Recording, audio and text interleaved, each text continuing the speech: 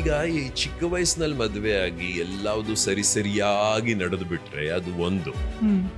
ಇದು ತಡವಾಗಿ ಮದುವೆ ಆದಾಗ ಆಮೇಲೆ ಎರಡು ವಿಭಿನ್ನ ವ್ಯಕ್ತಿತ್ವಗಳು ಒಂದು ಸೂರಿನಡೆ ಒಂದು ಸೂರಿನಡಿಯಲ್ಲಿ ಅಥವಾ ಒಂದು ಆವರಣದೊಳಗಡೆ, ಅಲ್ಲಿ ಏನಾಗುತ್ತೆ, ಯಾವುದೇ ವಯಸ್ಸಿನಲ್ಲಿ ಮದುವೆ ಆದ್ರೂ ಕೂಡ ಚಿಕ್ಕನ್ನಲ್ಲಿ ಮದುವೆ ಆಗ್ಬೇಕಾದ್ರೆ ಹೊಂದ್ಕೋಬೇಕಾದ್ರೆ ಏನೇನ್ ಸಂಕಷ್ಟಗಳು ಬರುತ್ತೆ, ತಗಾದೆಗಳು, ತಕರಾರುಗಳು ಅವೆಲ್ಲವೂ ಇರುತ್ತೆ. ಅವಳಿಗೆ ನನ್ನ ಮೇಲೆ ಮುನಿಸ್ ಬಂದ್ರೆ ಏನ್ ಮಾಡೋಳು, ತಕ್ಷಣ ಹೇಳ್ತಿರ್ಲಿಲ್ಲ ಆಯ್ತಾ. ಈ ರಾಮಾಯಣದಲ್ಲೆಲ್ಲ ಕೋಪಗೃಹ ಅಂತಿರೋದು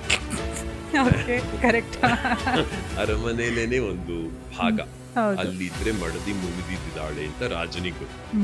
ಒಬ್ಬ ಗಂಡಸಿನ ಕೋಪಕ್ಕೂ ಒಂದು ಹೆಣ್ಣಿನ ಮುನಿಸಿಗೂ ವ್ಯತ್ಯಾಸ ಏನ್ ಗೊತ್ತಾ, ಗಂಡಸಾದವನು ಕೋಪ ಬಂದ್ರೆ ಗುಡುಕ್ತಾನೆ, ಹೆಣ್ಣು ಮುನಿದ್ರೆ ಮಳೆ ಸುರಿಸ್ಬೇಕು. ಅದೇ ವ್ಯತ್ಯಾಸ. ನಿನ್ನ ಕಾರ್ ಮೇಲೆ ಒಂದು ಬೀಚಾದ್ರೆ ಎಷ್ಟು ನೋಯುತ್ತೆ, ಅದೇ ನನಗೇನಾದ್ರೂ ಆದ್ರೆ ನಿನ್ಗೆ ಅಷ್ಟು ನೋವು ಆಗೋದಿಲ್ಲ. ಕಾರಣ ಏನಾಗುತ್ತೆ, ಹೆಣ್ಣು ಸಾಮಾನ್ಯವಾಗಿ ನಮ್ಮ ದೇಶದಲ್ಲಿ ತವರು ಮನೆಯನ್ನ ಬಿಟ್ಟು ಗಂಡನ ಮನೆಗೆ ಬರ್ತಾಳೆ ಅಂದ್ರೆ ಅವಳು ತನ್ನತನದ ಜೊತೆಗೆ ಆ ಗಂಡನ ಮನೆತನವನ್ನ ಒಪ್ಕೋಬೇಕಾಗುತ್ತೆ. ಅವಳು ಯಾವತ್ತೂ ನನಗೆ ಇದು ಮಾಡಬೇಡ ಅದು ಮಾಡಬೇಡ ಹೇಳಲಿಲ್ಲ. ಆದರೆ ನಾನು ಅವಳಿಗೆ ಏನಿಷ್ಟ ಆಗೋದಿಲ್ಲ ಅದನ್ನ ಮಾಡ್ತಾನೆ ಇರ್ಲಿಲ್ಲ.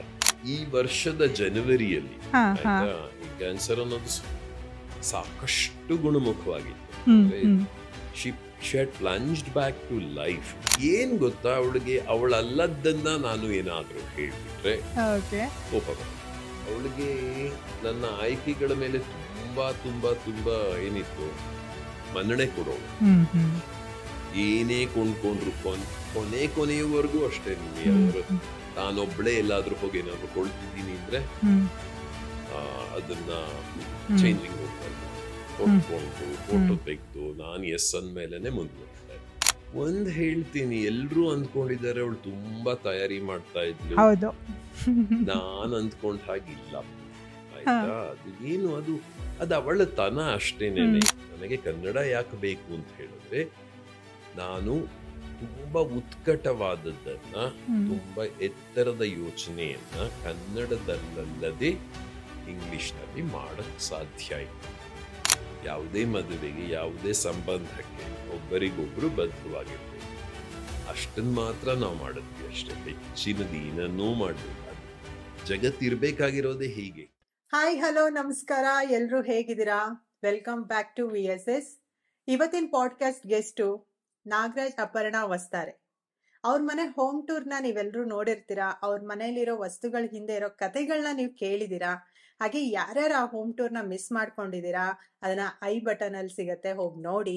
ಹಾಗೆ ಇವತ್ತಿನ ಪಾಡ್ಕಾಸ್ಟ್ ಅಲ್ಲಿ ನಾಗರಾಜ್ ಸರ್ ಆಗಿರ್ಬೋದು, ಅಪರ್ಣಾ ಮ್ಯಾಮ್ ಅವರಾಗಿರ್ಬೋದು, ಅವ್ರ ಪರ್ಸನಲ್ ಲೈಫ್, ಪ್ರೊಫೆಷನಲ್ ಲೈಫ್ ಹೇಗಿದೆ, ಹಾಗೆ ನಾವು ಅಪರ್ಣಾ ಅವ್ರನ್ನ ತುಂಬಾ ಸ್ಟೇಜ್ ಪ್ರೋಗ್ರಾಮ್ ಅಲ್ಲಿ, ಆಂಕರಿಂಗ್ ಅಲ್ಲಿ ನೋಡಿರ್ತೀವಿ ಅವ್ರು ಹೇಗ್ ಮಾಡಿದ್ರು ಅಂತ. ಆದ್ರೆ ಅವ್ರ ಪರ್ಸನಲ್ ಲೈಫ್ ಅಲ್ಲಿ ಹೇಗಿದ್ರು, ಹಾಗೆ ಸುಮಾರು ವಿಷಯಗಳು ಈ ತರದ್ ಮಾತಾಡಿದೀವಿ. ಹಾಗೆ ಮರಿದೆ ನಮ್ಮ ಚಾನೆಲ್ ನ ಸಬ್ಸ್ಕ್ರೈಬ್ ಮಾಡಿ, ಎಲ್ಲಾ ವಿಡಿಯೋಸ್ಗೂ ಲೈಕ್ ಮಾಡಿ, ಶೇರ್ ಮಾಡಿ. ಇವತ್ತಿನ ಪಾಡ್ಕಾಸ್ಟ್ ನ ನೀವು ನೋಡಿ, ಕೇಳಿ, ಎಂಜಾಯ್ ಮಾಡಿ.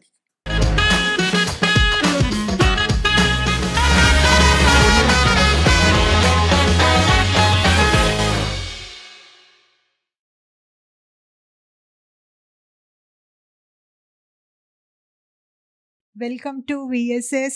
ನಮಸ್ತೆ, ನಾಗರಾಜ್ ಅಪರ್ಣಾ ವಸ್ತಾರೆ ಸರ್. ನಮಸ್ತೆ. ಏನ್ ಕರೆದ್ರಿ? ನಾಗರಾಜ್ ಅಪರ್ಣಾ ವಸ್ತಾರೆ. ನೀವೊಬ್ರೆ. ಅವಳು ತನ್ನ ಹೆಸರು ಜೊತೆಗೆ ನನ್ನ ಹೆಸರು ಬೆರೆಸ್ಕೊಂಡಿದ್ಲು. ಈಗ ನೀವು ನನ್ನ ಹೆಸರಿನೊಟ್ಟಿಗೆ ಅವಳನ್ನು ಬೆಸಿತಾ ಇದ್ದೀವಿ. ಇದು ನನ್ಗೆ ಯಾಕೆ ತಲೆಯಲ್ಲಿ ಬಂತು ಅಂದ್ರೆ ಸರ್, ಎಲ್ಲೂ ನನ್ಗೆ ಮ್ಯಾಮ್ ಇಲ್ಲ ಅನ್ನೋ ಫೀಲೇ ಬರ್ತಾ ಇಲ್ಲ. ಸೊ ಅಂಡ್ ಎರಡನೇದ್ದು, ನಿಮ್ ಹೆಸರು ಜೊತೆಗೆ ಅವ್ರ ಹೆಸರು ಅಂದ್ರೆ ತಲೆಯಲ್ಲಿ ಹಾಗೆ ಹಚ್ಚೊತ್ಬಿಟ್ಟಿದೆ ನಂಗೆ. ಯಾವಾಗ್ಲೂ ನಾಗರಾಜ್ ಅಪರ್ಣಾ ವಸ್ತಾರೆ ಹೀಗೆ ಬರ್ತಾ ಇದೆ. ಹಾಗಾಗಿ ಅದೇ ತರ ನಾನು ಇನ್ವೈಟ್ ಮಾಡಿದೆ ನಮ್ಮ ಶೋಗೆ. ಎಸ್ ಸರ್, ಹೇಗ್ ನಡೆದಿದೆ ಕೆಲಸಗಳೆಲ್ಲ? ನಡೀತಾ ಇದೆ. ಅವಳಿಲ್ಲ ಅನ್ನೋದೊಂದು ಇದೆ ಅಷ್ಟೇ. ಉಳಿದಂತೆ ಬದುಕು ಜರುಗ್ಬೇಕಲ್ವಾ. ಬದುಕಿರೋದೇ ಜರುಗುಲಿಕ್ಕೆ ಅಲ್ವಾ. ಹಾಗಾಗಿ ನಾನು ಇನ್ನೊಂದು ಯಾವುದು ಎಲ್ಲೋ ಹೇಳಿದ್ದೆ, ಜಗತ್ಯಾಂ ಜಗತ್ತ ಅಂತ ಒಂದು ಹ್ಮ್ ಹ್ಮ್ ಮಾತಿದೆ ಉಪನಿಷತ್ತಿನದು. ಯಾವುದು ಜರುಗುತ್ತೆ ಅದು ಜಗತ್ತು. ಹ್ಮ್ ಹ್ಮ್ ನಾವಿರುವವರೆಲ್ಲರೂ ಜರುಗ್ತಾನೆ ಇರ್ಬೇಕು. ಹ್ಮ್. ಜರುಗುವುದು ಅಂದ್ರೆ ಇಲ್ಲಿಂದ ಅಲ್ಲಿಗೆ ಸರಿಯೋದು ಅನ್ನೋದೊಂದು ಅರ್ಥ. ಹ್ಮ್ ಇಲ್ಲಿಂದ ಇನ್ನೊಂದ್ ಕಡೆಗೆ ಮುಂಜರುಗೋದು ಅಂದ್ರೆ ಮುಂದಕ್ಕೆ ಹೋಗೋದು, ಆ ಅರ್ಥವೂ ಇದೆ. ಹ್ಮ್ ಈಗ ಹ್ಮ್ ಭೂಮಿ ಇದೆಯಲ್ಲ, ಭೂಮಿ ತನ್ನದ ಅಕ್ಷದ ಮೇಲೆ ತಾನೇ ಜರುಗುತ್ತಾ ಸುತ್ತುತ್ತದೆ. ಹ್ಮ್ ಹಾಗೆ ಸುತ್ತ ಸುತ್ತ ಅದು ಮುಂಜರುಗುತ್ತೆ, ಹ್ಮ್ ಸೂರ್ಯನ ಸುತ್ತಲೂ ಹೋಗುತ್ತೆ. ಹ್ಮ್ ಹ್ಮ್ ಸೂರ್ಯನ ಸುತ್ತ ಒಂದು ಸುತ್ತು ಬಂದ್ರೆ 1 ವರ್ಷ, ಹ್ಮ್ ಹ್ಮ್ ಹೀಗೆ. ಓಕೆ. ಸೊ ಕಾಲ ಅನ್ನೋದು ಹಾಗೇನೆ ಅಲ್ವಾ, ಅದು ಜರುಗ್ತಾನೆ ಇರ್ಬೇಕು. ಹೌದು. ಅಂಡ್ ಈಗ ನೀವ್ ಹೇಳಿದ್ರಿ 1 ವರ್ಷಕ್ಕೆ ಈ ತರ ಜರುಗ್ತಾ ಇರತ್ತೆ ಅಂತ.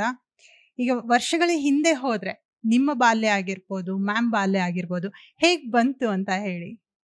ನಾನು ಸದ್ಯದಲ್ಲಿ ಬದುಕುವವನು. ಸದ್ಯ ಅಂದ್ರೆ ಪ್ರೆಸೆಂಟ್ ಟೆನ್ಸ್ ಅಂತ ಇಂಗ್ಲಿಷ್ ನಲ್ಲಿ ಹೇಳ್ತೀವಲ್ಲ, ವರ್ತಮಾನದಲ್ಲಿ ಬದುಕುವವನು. ನಾನು ನನ್ನ ಸದ್ಯವನ್ನಷ್ಟೇ ಸತ್ಯ ಅಂತ ಅಂದ್ಕೊಂಡಿರುವವನು. ಹಾಗಾಗಿ ನನಗೆ ಹಿಂದಿನ ನೆನಪುಗಳು ಇಲ್ಲ ಅಂತಲ್ಲ, ಅಷ್ಟು ಸ್ಪಷ್ಟವಾಗಿರೋದಿಲ್ಲ. ಆಮೇಲೆ ನಾನು ಹಳೆಯ ನೆನಪುಗಳನ್ನ ಮೆಲುಕು ಹಾಕುವುದು ಕಡಿಮೆ. ಆಮೇಲೆ ನಮ್ಮ ಮನಸ್ಸು ಅನ್ನೋದಿದೆಯಲ್ಲ, ಏನಾಗುತ್ತೆ, ಒಂದು ನೆನಪಿನ ಮೇಲೆ ಇನ್ನೊಂದು ನೆನಪು, ಹಳೆಯ ನೆನಪಿನ ಮೇಲೆ ಹೊಸ ನೆನಪು. ನಮ್ಮ ಮೊಬೈಲ್ನಲ್ಲಿ ಡೇಟಾ ಅಳಿಸಿಕೊಂಡು ಹೊಸ ಡೇಟಾ ಬರ್ತಿರುತ್ತಲ್ಲ, ಹಾಗೆ ಅಂತ ನನಗೆ ಅನ್ಸುತ್ತೆ. ಹಾಗಾಗಿ ನನಗೆ ಎಷ್ಟೋ ಸಲ ಅವಳೇ ಹೇಳೋಳು, ಅಪರ್ಣೆ, ಅವತ್ತಿನ ದಿನ ಹೋದ ವರ್ಷ ಇಂಥ ದಿನ ಏನಾಗಿತ್ತು ಅನ್ನೋದು ನಂಗೆ ನೆನಪಲ್ಲಿರೋದಿಲ್ಲ. ಅಥವಾ ದೀಪಾವಳಿ ದಿನವೋ ಅಥವಾ ಗೌರಿ ಹಬ್ಬದ ದಿನ. ಅದು ನಿಮ್ಗಂತಲ್ಲ ಸರ್, ಯೂನಿವರ್ಸಲ್ ಆಗಿ ನೋಡಿದ್ರೆ ಗಂಡ್ಮಕ್ಳಿಗೆ ಚೂರ್ ನೆನಪೆಲ್ಲ ಅಂತ ಕಡಿಮೆನೆ, ಹೆಣ್ಮಕ್ಳು ಇಟ್ಕೊಳ್ಳೋದು ಜಾಸ್ತಿ. ಗೊತ್ತಿಲ್ಲಪ್ಪ ನನ್ಗೆ, ಬಟ್ ಅವಳಿಗೆ ತುಂಬಾ ನೆನಪಿರೋದು. ಆಯ್ತಾ. ಆಮೇಲೆ ನಾವಿಬ್ರು ಜಗಳಾಡ್ದಾಗ ಮಾತ್ರ ಅವತ್ ನೀ ಹೇಗೆ ಹೇಳ್ದೆ ಅಂದ ತಕ್ಷಣ ಏನು ನೆನಪಿರಲ್ಲ ಅಂತೀಯ, ಅವತ್ತಿಂದ ಯಾಕಿರುತ್ತೆ, ಆ ತರದಿರೋದು. ಬಟ್ ಹಳೇದು ನೆನಪು ಕಡಿಮೆ, ಬಾಲ್ಯದ್ದೆಲ್ಲ. ಸ್ಥೂಲವಾಗಿ ಹೇಳ್ಬೇಕು ಅಂದ್ರೆ ನನ್ನ ತಂದೆ ರಾಮಸ್ವಾಮಿ ವಸ್ತಾರೆ ಅಂತ, ಅವರು ಮಲೆನಾಡಿನವರು. ಬಾಳೆಹೊನ್ನೂರಿನಿಂದ ನರಸಿಂಹರಾಜಪುರಕ್ಕೆ ಹೋಗೋ ದಾರಿನಲ್ಲಿ ಆಡುವಳ್ಳಿ ಅಂತ ಒಂದು ಊರು ಬರುತ್ತೆ, ಅಲ್ಲಿಯ ಮೂಲ. ನನ್ನ ತಾಯಿ ಮೈಸೂರಿನವರು. ಒಂದು ಕಾಲಕ್ಕೆ ಮೈಸೂರಿನಿಂದ ನರಸಿಂಹರಾಜಪುರಕ್ಕೆ ಒಂದು ಬಸ್ ಹೋಗ್ತಾ ಇತ್ತು. ಅದು ಒಂದು ಕಾಲ ಅಂದ್ರೆ ಏನು, ಸ್ವಾತಂತ್ರ್ಯ ಪೂರ್ವದ ಕಾಲ ಅನ್ಕೋಬಹುದು, ಇಲ್ಲ ಸ್ವಾತಂತ್ರ್ಯ ನಂತರದ ಕಾಲ ಅಂತ ಅನ್ಕೋಬಹುದು. ಸ್ವಾತಂತ್ರ್ಯ ನಂತರದ ಸ್ವಲ್ಪ ಇತ್ತೀಚಿನ ಕಾಲ. ಆ ಬಸ್ನಲ್ಲಿ ಒಬ್ರು ಕಂಡಕ್ಟ್ರು ಇದ್ರು.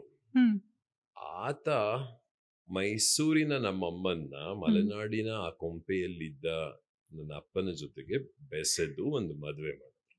ಅಂದ್ರೆ ಬಸ್ನಲ್ಲಿರೋರು ಅಂದ್ರೆ ಆಗಿನ ಕಾಲದಲ್ಲೆಲ್ಲ ಏನ್ ಇಲ್ಲಿಂದ ಜಾತಕ ತಗೊಂಡು ಹೋಗಿ ಅಲ್ಲಿ ಕೊಡೋದು, ಅಲ್ಲಿ ಆಮೇಲೆ ವರಸಾಮ್ಯ ಪರೀಕ್ಷೆ ಮಾಡೋದು, ವಧುಸಾಮ್ಯ ಅಂತಾನು ಹೇಳ್ಬೋದು, ಅವುಗಳೆಲ್ಲ ಜರುಗ್ತಾನೆ ಇತ್ತಲ್ಲ. ಹಾಗಾಗಿ ಹಾಗೆ ಉಂಟಾದ ಮದುವೆ ಅದು.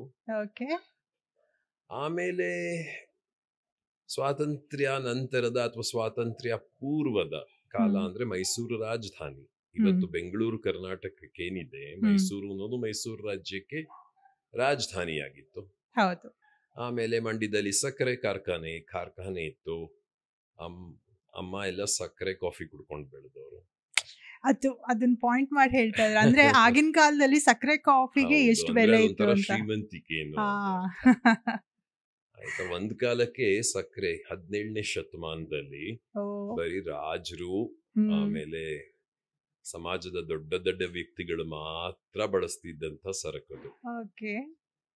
ಆಯ್ತಾ. ಅದನ್ನ 20ನೇ ಶತಮಾನದ ಹೊತ್ತಿಗೆ ಅದು ಎಷ್ಟರ ಮಟ್ಟಿಗೆ ಜನಸಾಮಾನ್ಯರ ಕೈಗೆ ಬಂತು ಅಂದ್ರೆ, ಈ ಮಧುಮೇಹ ಡಯಾಬಿಟಿಸ್ ಅಂತೀವಲ್ಲ, ಅದು 20ನೇ ಶತಮಾನದ ಈಚೆಗಿನ ರೋಗ. ಮುಂಚೆನೂ ಇರ್ಲಿಲ್ಲ ಅಂತಲ್ಲ, ಆದ್ರೆ ಸಕ್ಕರೆಯೇ ಇಲ್ಲದೆ ಇದ್ದ ಸಮಯದಲ್ಲಿ ಸಿಹಿ ಕಡಿಮೆನೇ ಇರೋದು ಊಟದಲ್ಲಿ. ಇವತ್ತು 21ನೇ ಶತಮಾನವಂತೂ ಪೂರ್ತಿ ಸುಭಿಕ್ಷವಾದ ಕಾಲ, ಏನು ಸಿಗೋದಿಲ್ಲ ಇವತ್ತಿನ ದಿನ. ಜನರ ಹತ್ರ ಹಣವೂ ಇದೆ ಅಲ್ವಾ, ಎಲ್ಲಾವುದು ಸಿಗುತ್ತೆ, ಎಲ್ಲ ಸಿಗುತ್ತೆ ಸರ್. ಬಟ್ ನನ್ಗೀಗ ಅನಿಸ್ತಾ ಇರೋದು, ನೀವು ಹೇಳ್ತಾ ಇರೋದನ್ನ ಕೇಳಿದ್ರೆ, ಆಗ ಲಿಮಿಟೆಡ್ ಸಿಗ್ತಾ ಇತ್ತು ಬಟ್ ಕಾಯಿಲೆ ಸಂಖ್ಯೆ ತುಂಬಾ ಕಡಿಮೆ ಇತ್ತು. ಈಗ ಹೇರಳವಾಗಿ ಸಿಗ್ತಾ ಇದೆ ಬಟ್ ಕಾಯಿಲೆ ಸಂಖ್ಯೆ ಜಾಸ್ತಿ ಆಗ್ತಿದೆ. ಇದೆಲ್ಲ ಜೀವನ ಶೈಲಿಯ ರೋಗಗಳು ಅಂತ ಹೇಳ್ತೀವಲ್ಲ, ಅವುಗಳದ್ದು. ಎನಿವೆ, ನಾನು ವಾಪಸ್ಸು ನಮ್ಮ ಅಮ್ಮ ಅಪ್ಪನ ವಿಷಯಕ್ಕೆ ಹೋಗ್ಬೇಕು ಅಂದ್ರೆ, ಅಮ್ಮ ರಾಜಧಾನಿಯ ಹೆಣ್ಣು. ಇದು ಎಲ್ಲಿ ಬಾಳೆಹೊನ್ನೂರು, ಎಲ್ಲಿಯ ಗಡಿಗೇಶ್ವರ, ಎಲ್ಲಿಯ ಆಡುವಳ್ಳಿ, ಆ ಥರದ. ಆಮೇಲೆ ಅದು ಆಡುವಳ್ಳಿ ಅನ್ನೋ ಊರಿಗೆ ಹೋಗ್ಬೇಕು ಅಂದ್ರೆ ಕಾಲ್ನಡಿಗೆಯಲ್ಲಿ ಹೆದ್ದಾರಿಯಿಂದ ನಡ್ಕೊಂಡು ಹೋಗ್ಬೇಕಿತ್ತು, 6-7 ಮೈಲು ಅಷ್ಟು ದೂರ. ಆಮೇಲೆ ಆ ಸಮಯದಲ್ಲಿ ಇವಾಗ ಸ್ವಲ್ಪ ಮಲೆನಾಡಿನಲ್ಲೂ ಮಳೆ ಕಮ್ಮಿ ಆಗಿದೆ, ಮಲೆನಾಡು ಬಯಲ್ಸೀಮೆ ಅನ್ನಿಸ್ತಾ ಇದೆ, ಕಾಡುಗಳನ್ನು ಕಡಿಲಾಗಿದೆ.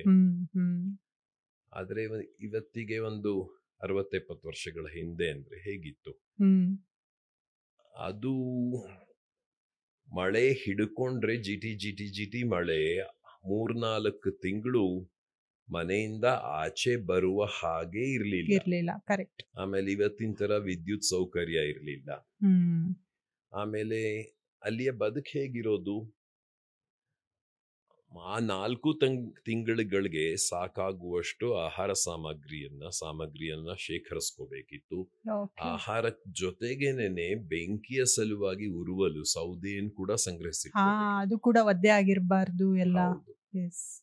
ಅಂಥ ಪರಿಸರ. ನಮ್ಮಮ್ಮನ್ಗೆ ಅಲ್ಲಿ ಹೋದ್ಮೇಲೆ ಆಗ್ಲೇ ಇಲ್ಲ, ಯಾಕಂದ್ರೆ ನಗರದ ತಳುಕು ಬಳುಕು ಇರ್ಲಿಲ್ಲ ಅಲ್ಲಿ. ಎಲ್ಲಿ ನೋಡಿದ್ರು ಕಾಡು, ಎಲ್ಲಿ ನೋಡಿದ್ರು ಹಸಿರು. ಇವತ್ತು ನಮ್ಗೆಲ್ಲ ಅನ್ಸುತ್ತೆ ಹಸಿರು ಬೇಕು ಬಟ್ ಹಸಿರು ಅನ್ನೋದು ವಿಪುಲವಾದ ಜಗತ್ನಲ್ಲಿದ್ದಾಗ ಅದು ಒಂದ್ ರೀತಿ ಬೇಸರವನ್ನೇ ಹುಟ್ಟಿಸುತ್ತೆ. ಯಾಕಂದ್ರೆ ಎತ್ತ ದಿನ ಬೆಳಗಾದ್ರೆ ಅದೇ ವಿಜುವಲ್ಸ್ ಅಲ್ವಾ, ಅದೇ ದೃಶ್ಯ ಕಣ್ಣೆದ್ರಿಗೆ ಬರೋದು. ಸೊ ಬದುಕು ಒಂದು ಬದಲಾವಣೆಯನ್ನು ಬಯಸುತ್ತೆ. ಎರಡನೆಯದು ಸಕ್ಕರೆ ಕಾಫಿ ಇರ್ಲಿಲ್ವಲ್ಲ, ಸಕ್ಕರೆ ಕಾಫಿ, ಬೆಲ್ಲದ ಕಾಫಿ. ನಮ್ಮಮ್ಮಂಗೆ ನಾ ಯಾವಾಗ್ಲೂ ಹೇಳ್ತಿದ್ದೆ, ನಿನ್ ಮನೆ ಮುರ್ಕಿ ನೋಡು ಅಂತ. ಸಕ್ಕರೆ ಕಾಫಿ ಬೇಕು ಅಂತ ಹಠ ಮಾಡೋದು. ನಾನು ಅಲ್ಲಿ ಇಲ್ಲಿ ಕೇಳ್ಪಟ್ಟಿರೋದಷ್ಟೇ ಹಾಗೆ. ಆಮೇಲೆ ನನ್ನ ತಂದೆ ಬ್ಯಾಂಕ್ ನಲ್ಲಿ ಮ್ಯಾನೇಜರ್ ಆಗಿದ್ರು. ಆಮೇಲೆ ನನ್ನ ಅಪ್ಪ ಅಮ್ಮ ಮದ್ವೆ ಆದ ಸುಮಾರು 15 ವರ್ಷದ ನಂತರ ಹುಟ್ಟಿದವ್ ನಾನು. ನನ್ನ ಅಕ್ಕ ಒಬ್ಳಿದ್ದಾಳೆ. ಸೊ ಆಮೇಲೆ ಲೇಟ್ ಚೈಲ್ಡ್, ತಡವಾಗಿ ಹುಟ್ಟಿದ ಮಗ. ಆ ಹೊತ್ತಿಗಾಗ್ಲೇ ನಮ್ಮಪ್ಪ ಮ್ಯಾನೇಜರ್ ಆಗಿ ಊರ್ಕೊಂಡಿದ್ರು. ಆಮೇಲೆ ಊರಿಂದ ಊರಿಗೆ ಬೆಕ್ಕು ಬಿಡದಿ ಬದಲಾಯಿಸೋ ಹಾಗೆ ಒಂದೊಂದು ವರ್ಷಕ್ಕೆ 2 ವರ್ಷಕ್ಕೆ. ಹಾಗಾಗಿ ಕರ್ನಾಟಕದ ಸರಿಸುಮಾರು 16 ಹಳ್ಳಿಗಳ ಬದುಕನ್ನ ನಾನು ನೋಡಿದ್ದೇನೆ. ಆಮೇಲೆ ಯಾವುದೇ ಊರಿನಲ್ಲೂ 1-1.5 ವರ್ಷ 2 ವರ್ಷಕ್ಕಿಂತ ಜಾಸ್ತಿ ತಂಗದೇ ಇದ್ದ ಕಾರಣ ಅಲ್ಲಿಯ ಅಲ್ಲಿಯ ಗೆಳೆಯರು, ಅಲ್ಲಿ ಯಾರ ಸಂಪರ್ಕವೂ ಇಲ್ಲ. ಆಮೇಲೆ ಮೂಲತಃ ನಾನೊಬ್ಬ ಅಂತರ್ಮುಖಿಯಾದ ವ್ಯಕ್ತಿ. ನನ್ನ ಯಾರ ಜೊತೆಯೂ ಮಾತಾಡದೇ ಇರು ಅಂದ್ರೆ ಮಹಾ ಸಂತೋಷದ ವ್ಯಕ್ತಿ. ಅದೇಂಗ್ ಸರ್, ಉಲ್ಟಾ ಕಾಂಬಿನೇಷನ್. ಮ್ಯಾಮ್ ನೋಡಿದ್ರೆ ತುಂಬಾ ಮಾತಾಡ್ತಾರೆ ಅಂತ. ಮಾತು ಕಡಿಮೆ, ಮಾತು ಕಡಿಮೆ. ಆಮೇಲೆ ನನ್ನೊಳಗೆ ನಾನು ಊರ್ಕೊಂಡಿರುವಂತ ವ್ಯಕ್ತಿ. ಅಂದ್ರೆ ನನ್ನನ್ನೇ ನಾನು ಏನೋ ತನಿಖೆ, ಏನೋ ಅಂತರ್ಮುಖತೆ ಅಲ್ವಾ, ಇಂಗ್ಲಿಷ್ ನಲ್ಲಿ ಇಂಟ್ರೋಸ್ಪೆಕ್ಷನ್ ಅಂತಾರಲ್ಲ, ಆ ರೀತಿಯ ಮನುಷ್ಯ ನಾನು. ಹಾಗಾಗಿ ಇಷ್ಟು ದೊಡ್ಡ ಮನೆಯಲ್ಲಿ ಒಬ್ಬನೇ ಇರು ಅಂದ್ರೆ ನನಗೆ ಇವಾಗ ಅಂದ್ರೆ ಈಗೇನು ಒಂದು ಅವಳಿಲ್ಲ ಅನ್ನುವ ಒಂದು ದುಃಖ, ಕ್ಷೋಭೆ ಇದೆ. ಅದನ್ನ ಬಿಟ್ರೆ ಉಳಿದಂತೆ ಎಲ್ಲೋ ಒಂದ್ ಕಡೆ ಯಾವುದೋ ಅರಳೋ ಹೂವನ್ನ ನೋಡ್ಕೊಂಡು, ಇಲ್ಲ ಯಾವುದೋ ಒಂದು ಕುಂಡದಲ್ಲಿನ ಗಿಡವನ್ನ ಸಂತೈಸ್ಕೊಂಡು, ಅಥವಾ ನನ್ನ ಕಂಪ್ಯೂಟರ್ ಎದುರುಗಡೆಯೋ ಹ್ಮ್ ಇಲ್ಲ ಹ್ಮ್ ಮೊಬೈಲ್ ನೋಡ್ಕೊಂಡು ಕಳೆದು ಹೋಗ್ತೇನೆ. ಹಾಗಾಗಿ ನಂಗೆ ಅದು ಯಾವತ್ತೂ ಸಮಸ್ಯೆ ಆಗಲಿಲ್ಲ. ಹ್ಮ್ ಆಮೇಲೆ ಈ ಕೋವಿಡ್ ಸುಮಾರಿನಲ್ಲಿ 2 ಲಾಕ್ಡೌನ್ ಆಯ್ತಲ್ಲ, ಹೌದು ಹೌದು ಅದಂತೂ ವರದ ತರ ಇತ್ತು ನನಗೆ. ಹೊರತರ ವರ. ಓಕೆ. ಯಾಕೆಂದ್ರೆ ಅದು ಬಯಸದೇ ಬಂದ ಭಾಗ್ಯ ಅಂತ ಹೇಳ್ತಾರಲ್ಲ. ಆ ಟೈಮಲ್ಲಿ ಮತ್ತೆ ಏನ್ ಆಕ್ಟಿವಿಟೀಸ್ ಇರ್ತಾ ಇತ್ತು ಸರ್? ಆ ಟೈಮ್ನಲ್ಲಿ ಒಂದು ದೊಡ್ಡ ಕಾದಂಬರಿಯನ್ನು ಬರೆದೆ. ಓಕೆ. 1200 ಪುಟಗಳದ್ದು ಒಂದು ಕಾದಂಬರಿಯನ್ನು ಬರೆದೆ. ಹ್ಮ್ ಅದ್ರ ಮೊದಲನೇ ಭಾಗ ನಿಯುಕ್ತಿ ಪುರಾಣ ಅಂತ. ಹ್ಮ್ ಅದು ಅಪರ್ಣೆ ಅದೇ ಜೂನ್ 30ನೇ ತಾರೀಕು ಅದು ಬಿಡುಗಡೆ ಆಯ್ತು. ಹ್ಮ್ ಹ್ಮ್ ಹ್ಮ್ ಜುಲೈ 18 ನಾನು ಹುಟ್ಟಿದ ದಿವಸ. ಹ್ಮ್ ಹ್ಮ್ ಹ್ಮ್ ಅವಳು ಅವತ್ತಿನ ದಿನ ಒಂದು ದೊಡ್ಡ ಕಾರ್ಯಕ್ರಮ ಮಾಡ್ತೀನಿ ಅಂತೆಲ್ಲ ಯೋಜಿಸ್ಕೊಂಡಿದ್ಲು. ನೈಸ್. ಆದ್ರೆ ವಿಧಿ ಇನ್ನೊಂದಾಗಿತ್ತು. ಅವತ್ತಿಗೆ ಒಂದೇ ವಾರಕ್ಕೆ ಮೊದಲು ಜುಲೈ 11ರಂದು ಅವಳೇ ಅಶರೀರಿಯಾದ್ಲು ಅಂತ ಹೇಳ್ತೀನಲ್ಲ, ಹೀಗೆ ನಡೆದದ್ದು. ಸೊ ಮ್ಯಾಮ್ದು ಹೇಗಿತ್ತು ಅಂತ ಹೇಳಿ. ಬಾಲ್ಯ. ಹೌದು, ಯಾಕಂದ್ರೆ ಅವ್ರದ್ದು ಸ್ಟೇಜ್ ಪ್ರೋಗ್ರಾಮ್ಸು ಈ ತರದ್ದೆಲ್ಲ ನೋಡಿದೀವಿ ನಾವು. ನನ್ ಕ್ಯೂರಿಯಾಸಿಟಿ ಪರ್ಸನಲಿ ಹೇಗಿತ್ತು ಅಂತ ಹೇಳಿ. ಅವಳಿಗೆ ಜೀವನೋತ್ಸಾಹ ಅಂದ್ರೆ ತುಂಬಾ ತುಂಬಾ ಇತ್ತಲ್ವಾ. ಅವಳು ಒಂದು ಚಿಕ್ಕ ಗೊದ್ದ ಒಂದು ಇರುವೆ ನೋಡಿದ್ರು ಅದ್ರಲ್ಲಿ ಒಂದು ಬೆರಗನ್ ಕಾಣ್ತಾ ಇದ್ದ ಹೆಣ್ಣು. ಹಾಗಾಗಿ ಅವಳ ಬಾಲ್ಯ ಅದ್ಭುತವಾಗಿಯೇ ಇತ್ತು ಅನ್ಸುತ್ತೆ. ನಾನು ಕೇಳಪಟ್ಟಿರುವ ಹಾಗೆ ನಾ ಹೇಳ್ತಾ ಇದ್ನಲ್ಲ, ನಾನು ಹೆಚ್ಚು ಮಾತಾಡುವವನಲ್ಲ, ಅವಳು ಏನೋ ಹೇಳ್ಕೊಂಡಿರೋಳು. ಅಂದ್ರೆ ಅಷ್ಟೇ ನನಗೊಂದು ಕಿವಿ ಬೇಕಷ್ಟೇ ಅಂತ. ಹಾಗಾಗಿ ಏನೋ ಕೇಳಿಸ್ಕೊತಿದ್ದೆ, ಆಗಾಗ ಹೂಗುಡ್ತಾ ಇದ್ದೆ. ಅದ್ ಯಾವುದು ಹೆಚ್ಚಿಗೆ ನನ್ನಲ್ಲಿ ನೆನಪಲ್ಲಿಲ್ಲ. ನಾನು ನನ್ನ ಬಾಲ್ಯವನ್ನೇ ನೆನಪಿಸ್ಕೊಳ್ಳೋದಿಲ್ಲ, ಇನ್ನು ಅವಳದ್ದು ಇಟ್ಕೊಂಡೆ. ಆಮೇಲೆ ನಾ ಹೇಳದ್ನಲ್ಲ, ನಮ್ಮಿಬ್ಬರ ಸದ್ಯ ಅನ್ನೋದು ಮುಖ್ಯವಾಗಿತ್ತು ಅಂತ. ಆಮೇಲೆ ಬದುಕಿನಲ್ಲಿ ನಾವಿಬ್ರು ತುಂಬಾ ತಡವಾಗಿ ಒಡನಾಗಿ ಬಂದದ್ದು. ಆಯ್ತಾ, ಅವಳಿಗೆ ನಮ್ಮಿಬ್ಬರ ಮದ್ವೆ ಹೇಳಿದ್ದೇನಲ್ಲ, ಅವಳು ನನಗಿಂತ 2 ವರ್ಷ ದೊಡ್ಡವಳು. ಅವಳಿಗೆ ಮದ್ವೆ ಆಗೋ ಸುಮಾರು ನನ್ನ ಬದುಕಿಗೆ ಬರೋ ಸುಮಾರಿನಲ್ಲಿ ಅವಳಿಗೆ 38 ದಾಟಿ 39 ಆಗಿತ್ತು. ನಾನು 36 ದಾಟಿ 37ರಲ್ಲಿದ್ದೆ. ಹಾಗಾಗಿ ಈಗ ಈ ಚಿಕ್ಕ ವಯಸ್ಸಿನಲ್ಲಿ ಮದ್ವೆ ಆಗಿ ಎಲ್ಲಾವುದು ಸರಿಯಾಗಿ ನಡೆದು ಬಿಟ್ರೆ ಅದು ಒಂದು. ಇದು ತಡವಾಗಿ ಮದ್ವೆ ಆದಾಗ, ಆಮೇಲೆ 2 ವಿಭಿನ್ನ ವ್ಯಕ್ತಿತ್ವಗಳು ಒಂದು ಸೂರಿನಡೆ, ಒಂದು ಸೂರಿನಡಿಯಲ್ಲಿ ಅಥವಾ ಒಂದು ಆವರಣದೊಳಗಡೆ. ಆವರಣ ಅಂತ ಹೇಳಿದ್ರೆ 4 ಗೋಡೆ ಮತ್ತೆ ಒಂದು ಸೂರು ಇರುವಂತಹ ಅವಕಾಶ ಇದೆಯಲ್ಲ, ಅಲ್ಲಿ ಏನಾಗತ್ತೆ, ಯಾವುದೇ ವಯಸ್ಸಿನಲ್ಲಿ ಮದ್ವೆ ಆದ್ರೂ ಕೂಡ ಚಿಕ್ಕನ್ನಲ್ಲಿ ಮದ್ವೆ ಆಗ್ಬೇಕಾದ್ರೆ ಹೊಂದ್ಕೋಬೇಕಾದ್ರೆ ಏನೇನ್ ಸಂಕಷ್ಟಗಳು ಬರುತ್ತೆ, ತಗಾದೆಗಳು, ತಕರಾರುಗಳು ಅವೆಲ್ಲವೂ ಇರುತ್ತೆ. ಆಯ್ತಾ, ಯಾಕೆಂದ್ರೆ 2 ವಿಭಿನ್ನ ವ್ಯಕ್ತಿತ್ವಗಳಲ್ವಾ, ಹೊಂದ್ಕೋಬೇಕು. ಅಂದ್ರೆ ಅಷ್ಟು ಕಾಲ ನಾನು ನಾನಾಗೇ ಇದ್ದು, ಅವಳಾಗೇ ಇದ್ದು, ಆಮೇಲೆ ಇಬ್ಬರೂ ಒಬ್ಬರಿಗೊಬ್ರು ಹೊಂದಿಕೊಂಡು ಬೆಸೆದುಕೊಂಡು ಮುನ್ನಡಿಬೇಕು. ಹಾಗಾಗಿ ಎಲ್ಲ ಇರುಸುಮುರುಸು, ಜಗಳ, ರೇಜ್ಗೆ. ಆಮೇಲೆ ನಾನು ಯಾವುದೇ ಭಾವನೆಯನ್ನ ಹತ್ತಿಕ್ಕಿಕೊಂಡು ಇಟ್ಕೊಳ್ಳೋನಲ್ಲ. ಕೋಪ ಬಂತ ಅದೇ ಮೊಮೆಂಟ್ ನಲ್ಲಿ ಮರುಕ್ಷಣದಲ್ಲಿ ಅದನ್ನ ಆಡಿ ಸುಮ್ನಾಗೋ ಅಷ್ಟೇ ಅಲ್ಲಿ. ಆಮೇಲೆ ಯಾವುದನ್ನು ಮನಸ್ಸಿನಲ್ಲಿ ಇಟ್ಕೊಂಡು, ಅಂದ್ರೆ ನಾನು ಈಗ ಆಡಿದ ಮಾತು, ಈಗ ಆಡಿದ ಒಂದು ಭಾವಾವೇಶ ಅಂತ ಇಟ್ಕೊಂಡ್ರೆ ಅದು ಕೋಪವಾಗಿರ್ಬಹುದು ಅಥವಾ ಇನ್ನೊಂದಿರ್ಬಹುದು, ಅದು ಆ ಕ್ಷಣದ ಸತ್ಯ ಅಷ್ಟೇ. ಅದನ್ನ ಹೇಳಿ ಮುಗಿಸಿದ ಮೇಲೆ ಅದನ್ನು ನಾನು ದಾಟಿ ಮುಂದಕ್ಕೆ ಹೋಗ. ಆದ್ರೆ ಅವಳು ಹಾಗಲ್ಲ, ಅವಳು ಕೊರಗೋಳು ಆ ವಿಷಯಗಳನ್ನ ಇಟ್ಕೊಂಡು. ಇದು ನಡೀತಾನೆ ಇರೋದು. ಆಮೇಲೆ ಅವಳಿಗೆ ನನ್ನ ಮೇಲೆ ಮನಸ್ಸು ಬಂದ್ರೆ ಏನ್ ಮಾಡೋಳು, ತಕ್ಷಣ ಹೇಳ್ತಿರ್ಲಿಲ್ಲ. ಆಯ್ತಾ, ಈ ರಾಮಾಯಣದಲ್ಲೆಲ್ಲ ಕೋಪಗೃಹ ಅಂತಿರೋದು, ಅರಮನೆಲೇನೆ ಒಂದು ಭಾಗ, ಅಲ್ಲಿದ್ರೆ ಮಡದಿ ಮುನಿದಿದ್ದಾಳೆ ಅಂತ ರಾಜನಿಗೆ ಗೊತ್ತಾಗ್ತದೆ. ಆತರ ಹಾಗೆ ಮನೆಯಲ್ಲೂ ಇದೆಯಾ?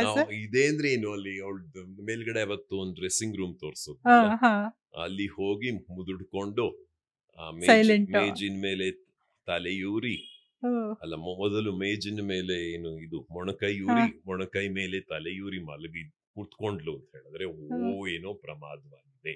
ನಾನ್ ಇಮ್ಯಾಜಿನೇಷನ್ ಮಾಡ್ಕೊಳ್ತಾ ಇದ್ದೀನಿ ನೀವು ಹೇಳುವಾಗ. ಆಮೇಲೆ ಏನು ಪ್ರಮಾದವಾಗಿದೆ, ನಾನಾ ಕಾರಣ ಅನ್ನೋದು ಎರಡನೇದು. ಅದು ಕೂಡ ಗೊತ್ತಾಗ್ತಾ ಇತ್ತು. ಗೊತ್ತಾಗೋದು. Okay. ಯಾಕಂದ್ರೆ ಇನ್ನೂ ಬೇರೆಯವ್ರದ್ ಕಾರಣ ಆಗಿದ್ರೆ ಏನಾಯ್ತು ಅಪರ್ಣೆ ಅಂದ್ರೆ ತಕ್ಷಣ ಪ್ರತಿಕ್ರಿಯೆ.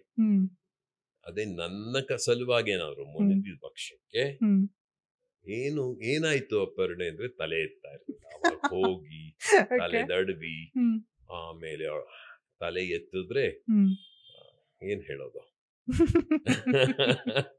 ಆಕಾಶದ ಗ್ರಹಗತಿಗಳೆಲ್ಲ ಒಂದಾಗಿ. ಹಾಗಂತ ಅವಳು ಯಾವತ್ತೂ ಕೂಗಾಡದವಳು.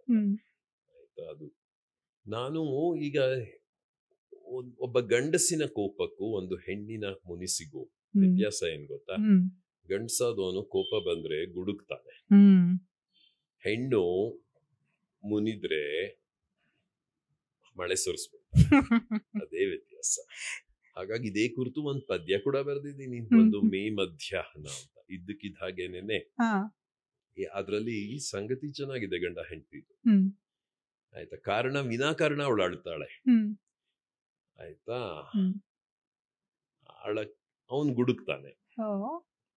ಮೇ ಮಧ್ಯಾಹ್ನ, ಮೇ ತಿಂಗಳಲ್ಲಿ ಬಿಸಿಲಿನ ಧಾಗೆ ಹೇಗಿರುತ್ತೆ, ಆಮೇಲೆ ಬಿಸಿಲಿನ ಧಾಗೆ ಕಮ್ಮಿಯಾಗುವ ಸುಮಾರಿನಲ್ಲಿ, ಅಂದ್ರೆ ಮೇ ತಿಂಗಳ ಕಡೆಯಲ್ಲಿ ಮಳೆ ಶುರುವಾಗ್ಲಿಕ್ಕೆ, ಜೂನ್ಗೆ ಮುಂಗಾರಿಗೆ ಅಣಿಯಾಗುವಂತ ಹೊತ್ತಲ್ಲಿ ಏನಾಗುತ್ತೆ, ಆ ರೀತಿಯ ಒಂದು ಮಧ್ಯಾಹ್ನವನ್ನು ಊಹಿಸ್ಕೊಂಡ್ರೆ ಏನಾಗಿರುತ್ತೆ, ನೆಲ ಬಿಸಿಲು ಧಾಗೆಯಿಂದ ಅದಿನ್ನು ಕುದಿತಾ ಇರುತ್ತೆ. ಅಂಥ ಒಂದು ಮಧ್ಯಾಹ್ನದಲ್ಲಿ ಈ ಗಂಡ ಹೆಂಡತಿಯ ಜಗಳ. ಆ ಜಗಳದಲ್ಲಿ ಗಂಡ ಗುಡುಕ್ತಾನೆ, ಹೆಂಡತಿ ಭೋರ್ಗರೆದು ಸುರಿತಾಳೆ. ಇಷ್ಟಾದ್ಮೇಲೆ ಆ ಮೇ ಮಧ್ಯಾಹ್ನದ ನೆಲ ತಣ್ಣಗಾಗತ್ತೆ, ಯಾಕಂದ್ರೆ ಗುಡುಗು ಬಂತು, ಮಳೆಯೂ ಬಂತು. ಆ ಜಗಳದ ಕಾರಣ ಏನು? ನಿನ್ನ ಕಾರ್ ಮೇಲೆ ಒಂದ್ ಗೀಚಾದ್ರೆ ಎಷ್ಟು ನೋಯುತ್ತೆ, ಅದೇ ನನಗೇನಾದ್ರೂ ಆದ್ರೆ ನಿನ್ಗಷ್ಟು ನೋವಾಗೋದಿಲ್ಲ ಅನ್ನೋ ಕಾರಣ. ಸೊ ಈಗ ನೀವ್ ಹೇಳ್ತಾ ಇದ್ರಲ್ಲ, ನಿಮ್ಮಿಬ್ರು ಮಧ್ಯೆ ಜಗಳ ನಡೀತಾ ಇತ್ತು ಅಂತ. ಸೊ ಒಂದ್ ಕಪಲ್ಸ್ ಮಧ್ಯೆ ಜಗಳ ಅನ್ನೋದು ಎಷ್ಟು ಇಂಪಾರ್ಟೆಂಟ್ ಆಗುತ್ತೆ ಸರ್? ವೆಲ್, ಅದ್ ಏನ್ ಗೊತ್ತಾ, ಜಗಳ ಅಂದ್ರೆ ಅದು ಇಂಪಾರ್ಟೆಂಟ್ ಅನ್ನೋದಕ್ಕಿಂತ ಒಂದು ದಾಂಪತ್ಯದ ಅಥವಾ ಒಂದು ಸಾಂಗತ್ಯದ ಬೆಳವಣಿಗೆಗೆ ಅದು ಪೂರಕವಾಗುತ್ತೆ. ಯಾಕೆಂದ್ರೆ ಎಲ್ಲ ಸರಿಯಾಗಿ ಆಗ್ಬಿಟ್ರೆ ಅದ್ ನೀರಸವಾಗಿರುತ್ತೆ ಒಂದ್ ರೀತಿ. ಆಮೇಲೆ ಹೇಳದ್ನಲ್ಲ, ಎರಡು ವಿಭಿನ್ನವಾದ ವ್ಯಕ್ತಿತ್ವಗಳು ಯಾವುದೋ ಒಂದು ಅವಶ್ಯಕತೆಯ ಮೇರೆಗೆ, ಇಲ್ಲಿ ಮದುವೆ ಅನ್ನೋದು ಒಂದು ಅವಶ್ಯಕತೆ ಅಂತ ಇಟ್ಕೊಳ್ಳೋಣ, ಒಂದಾದಾಗ ಇಬ್ಬರು ಹೊಂದಾಣಿಕೆ ಮಾಡ್ಕೋಬೇಕಾಗತ್ತೆ. ನನ್ನಲ್ಲಿರುವ ನನ್ನತನವನ್ನ ತಗ್ಗಿಸ್ಕೋಬೇಕಾಗತ್ತೆ, ಅವಳಲ್ಲಿರುವ ಅವಳತನವನ್ನ ನಾನು ಒಪ್ಕೋಬೇಕಾಗತ್ತೆ. ಹಾಗೇನೇನೆ ಅವಳು ತನ್ನತನವನ್ನ ಬಿಟ್ಕೊಟ್ಟು ಈ ನನ್ನತನವನ್ನು ಅವಳು ಒಪ್ಕೋಬೇಕಾಗತ್ತೆ. ಆಮೇಲೆ ಹೆಣ್ಣಿಗೆ ಇನ್ನೂ ಒಂದು ಜವಾಬ್ದಾರಿ ಇದೆ. ಏನಾಗತ್ತೆ, ಹೆಣ್ಣು ಸಾಮಾನ್ಯವಾಗಿ ನಮ್ಮ ದೇಶದಲ್ಲಿ ತವರು ಮನೆಯನ್ನ ಬಿಟ್ಟು ಗಂಡನ ಮನೆಗೆ ಬರ್ತಾಳೆ ಅಂದ್ರೆ ಅವಳು ತನ್ನತನದ ಜೊತೆಗೆ ಆ ಗಂಡನ ಮನೆತನವನ್ನ ಒಪ್ಕೋಬೇಕಾಗತ್ತೆ.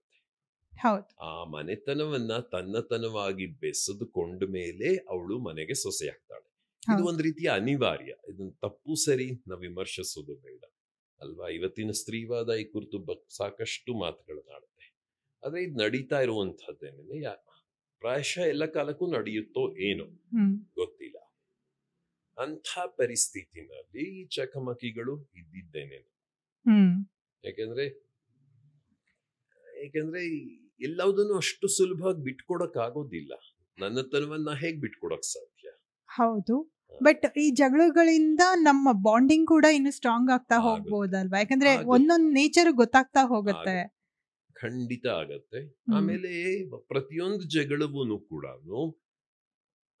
ಒಂದ್ ರೀತಿಯ ಎಚ್ಚರಿಕೆಯನ್ನ ಕೊಡುತ್ತೆ. ಅಂದ್ರೆ ನಾನು ಹೀಗೆ ಮಾಡಿದ್ರೆ ಅವಳು ಮುನಿತಾಳೆ, ಅಥವಾ ತಾನು ಹೀಗ್ ಮಾಡಿದ್ರೆ ಅವನು ಮುನಿತಾನೆ ಅನ್ನೋದು ಇಬ್ರಿಗೂ ಅರ್ಥ ಆಗತ್ತೆ.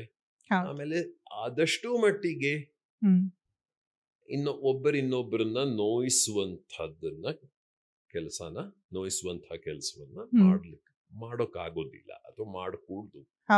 ಅವಳು ಯಾವತ್ತೂ ನನಗೆ ಇದು ಮಾಡಬೇಡ ಅದು ಮಾಡಬೇಡ ಹೇಳಲಿಲ್ಲ. ಆದರೆ ನಾನು ಅವಳಿಗೆ ಏನಿಷ್ಟ ಆಗೋದಿಲ್ಲ ಅದನ್ನ ಮಾಡ್ತಾನೆ ಇರ್ಲಿಲ್ಲ. ಅವಳು ಕೂಡ ಅಷ್ಟೇನೆ. ಅಂಥದ್ರಲ್ಲೂ ಜಗಳಗಳಿರೋವು. ಹೇಳ್ಬೇಕು ಅಂದ್ರೆ ಈ ವರ್ಷದ ಜನವರಿಯಲ್ಲಿ ಆಯ್ತಾ, ಈ ಕ್ಯಾನ್ಸರ್ ಅನ್ನೋದು ಸಾಕಷ್ಟು ಗುಣಮುಖವಾಗಿತ್ತು. ಅಂದ್ರೆ she had plunged back to life. ಎಷ್ಟರ ಮಟ್ಟಿಗೆ ಅಂದ್ರೆ 2022 ಅಕ್ಟೋಬರ್ ನವೆಂಬರ್ ನಲ್ಲಿ ತುಂಬಾ ತ್ರಾಸ್ ಕೊಡ್ತು. ಆಮೇಲೆ 23 ಪೂರ್ತಿ ಏನೂ ಇಲ್ವೋ ಅನ್ನೋ ಮಟ್ಟಿಗಿದ್ಲು. ಆಯ್ತಾ. ಆಮೇಲೆ ಜನವರಿ, ಈ ವರ್ಷದ ಜನವರಿನಲ್ಲೂ ಅಷ್ಟೇ ಎಷ್ಟು ಜಗಳ ಆಡಿದೀವಿ ಅಂದ್ರೆ ನನಗೆ ಆಶ್ಚರ್ಯ ಆಗುತ್ತೆ. ಯಾವ್ದಕ್ಕೆ ಜಗಳ ಆಡ್ತಾ ಇದ್ರೆ ಆಕ್ಚುಲಿ ಏನ್ ಗೊತ್ತಾ, ಅವಳಲ್ಲದನ್ನ ನಾನು ಏನಾದ್ರೂ ಹೇಳ್ಬಿಟ್ರೆ ಕೋಪ ಬರೋದು. ಅಥವಾ ಈಗ ಅವಳು ಆ ಡ್ರೆಸ್ಸಿಂಗ್ ಟೇಬಲ್ ಇರ್ಬೋದು, ಕನ್ನಡಿ, ಆಮೇಲೆ ಆ ಮೇಕಪ್ ಕಿಟ್ಟು, ಅವೆಲ್ಲ ಅವಳಿಗೆ ಅನ್ನ ಕೊಟ್ಟಿದೆ ಅವು ಅಂತ ಹೇಳ್ಬಿಟ್ಟು ಅದು ದೇವ್ರ ತರ ಪೂಜಿಸೋಳು. ಆಯ್ತಾ. ನನಗೆ ಅದ್ರಲ್ಲಿ ನಂಬಿಕೆ ಇಲ್ಲ ಅನ್ನೋದಕ್ಕಿಂತ ಅವಳ ಸಲುವಾಗಿ ನಂಬ್ತಿದ್ನೆ ಹೊರತು, ನಮಗೆ ಕನ್ನಡಿ ಅನ್ನೋದು ಕನ್ನಡಿ ಅಷ್ಟೇ, ಅದೊಂದು ವಸ್ತು. ಅವಳಿಗದಲ್ಲ, ಅವಳಿಗದ್ ದೇವರು ಅಲ್ವಾ. ಅದಕ್ಕೆ ಅಪಚಾರ ಮಾಡ್ತಿದೀಯಾ ನೀನು ಅಂತ ಕೋಪ ಬರೋದು. ಈ ರೀತಿ ಇದೇನೆ. ಅಥವಾ ಒಂದು ಸಂಗತಿ ಏನ್ ಗೊತ್ತಾ, ಅವಳಿಗೆ ಕೆಲವು ಸಲ ನಾನು ಸುಮ್ನೆ ಟಾಂಟ್ ಮಾಡ್ಬೇಕು, ಲೇವಡಿ ಮಾಡ್ಲಿಕ್ಕೆ, ಚುಡಾಯಿಸ್ಲಿಕ್ಕೆ, ಛೇಡಿಸ್ಲಿಕ್ಕೆ. ಎಷ್ಟಾದ್ರೂ ಸಿನಿಮಾ ಅಲ್ವಾ, ಅದಕ್ಕೆ ನಾಟಕ ಮಾಡ್ತೀಯಾ ಅಂದ್ರೆ ಕೋಪ. ಯಾಕಂದ್ರೆ ತುಂಬಾ ಪ್ರಾಮಾಣಿಕವಾಗಿ ಅವಳು ತನ್ನ ನೇರಕ್ಕೆ, ತಾನು ಸರಿ ಅನಿಸಿದ್ದ ನೇರಕ್ಕೆ ಯಾವತ್ತೂ ಈ ನಾಟಕ ಇಲ್ಲದೇನೆ ತಾನಲ್ಲದ ಇನ್ನೊಂದು ವ್ಯಕ್ತಿತ್ವವನ್ನ, ಮೊಹರನ್ನ, ಮುಖವಾಡವನ್ನ ತೊಡದೇನೆ ಇದ್ದವಳು ಅವಳು. ಆ ಸಂದರ್ಭಗಳಲ್ಲಿ ಅವಳಿಗೆ ತುಂಬಾ ನೊಂದ್ಕೊಳ್ಳೋಳು. ಅದು ಕೆಲವು ಸಲ ಜಗಳ ಆಗೋದು ಇತ್ತು. ಇವಾಗ ಒಂದೊಂದ್ಸಲ ಅನ್ಸುತ್ತೆ, ನಾನು ನೋಯಿಸ್ಬಿಟ್ನಾ. ಬಟ್ ಆ ಟೈಮಲ್ಲಿ ಅವ್ರು ತುಂಬಾ ಎಂಜಾಯ್ ಮಾಡಿರ್ತಾರೆ, ನೀವು ಹೋಗಿ ರಂಸಿದ್ಮೇಲೆ ಎಲ್ಲ. ಆಕ್ಚುಲಿ ನಾನು ಕೇಳೋಣ ಅಂತಿದ್ದೆ ಸರ್, ಯಾಕಂದ್ರೆ ಬಹಳ ಕಡೆ ನಾನು ಕೇಳಿದ್ದೀನಿ ನಿಮ್ ಬಗ್ಗೆ. ತುಂಬಾ ಮಾದರಿಯ ಹಸ್ಬೆಂಡ್ ಅಂತಾನು ಕೂಡ ಹೇಳ್ತಾರೆ ಕೆಲವರು. ಸೊ ಅವ್ರು ಈ ತರ ಎಲ್ಲ ಕೋಪ ಮಾಡ್ಕೊಂಡಾಗ, ಯೂಶಲಿ ಹೆಣ್ಮಕ್ಳು ಕೋಪ ಮಾಡ್ಕೊಂಡಾಗ ಗಂಡ್ಮಕ್ಳು ಏನ್ ಮಾಡ್ಬೇಕು? ಫಸ್ಟ್ ಒಂದು ಸ್ಮಾಲ್ ಟ್ರಿಕ್ ಹೇಳಿ, ಅವ್ರು ಬೇಗ ಅವ್ರ ಕೋಪ ಕಮ್ಮಿ ಆಗತ್ತೆ ಅಂತ ಏನ್ ಮಾಡ್ಬೇಕು? ಇದನ್ನೆಲ್ಲ ಹೇಳದೆ ನೀವೇನ್ ಮಾಡ್ತಾ ಇದ್ರಿ ಸರ್? ಅವಳಿಗೆ ಏನ್ ಗೊತ್ತಾ, ಅವಳನ್ನು ಪುಸ್ಲಾಯಿಸ್ಬೇಕಿತ್ತು, ಅಪರ್ಣೆ ಅಪರ್ಣೆ ಅಪರ್ಣೆ ಅಂತ ಹೇಳ್ಬೇಕಿತ್ತು ಅಷ್ಟೇ. ಓಕೆ. ಯಾವತ್ತಾದ್ರೂ ಈ ಟಿಪಿಕಲ್ ವೇ ಅಲ್ಲಿ ಕೆಲವ್ರು ಹೇಳ್ತಾರಲ್ಲ, ಸ್ವೀಟ್ ತಗೊಂಡ್ ಹೋಗ್ಬೇಕು, ಫ್ಲವರ್ಸ್ ತಗೊಂಡ್ ಹೋಗ್ಬೇಕು ಅಂತ? ಇಲ್ಲ ಆದ್ರೆ ಇಲ್ಲಾಂದ್ರೆ ಶಾಪಿಂಗ್ ಕರ್ಕೊಂಡು ಹೋಗ್ಬೇಕು ಅಂತ ಹೇಳಿ? ಅಯ್ಯೋ, ಅದ್ರಲ್ಲೆಲ್ಲ ಆಸಕ್ತಿನೇ ಇರ್ಲಿಲ್ಲ. ಇನ್ಫ್ಯಾಕ್ಟ್ ನಾವಿಬ್ರು ಒಟ್ಟಿಗೆ ಶಾಪಿಂಗ್ ಹೋದದ್ದೇ ಕಡಿಮೆ.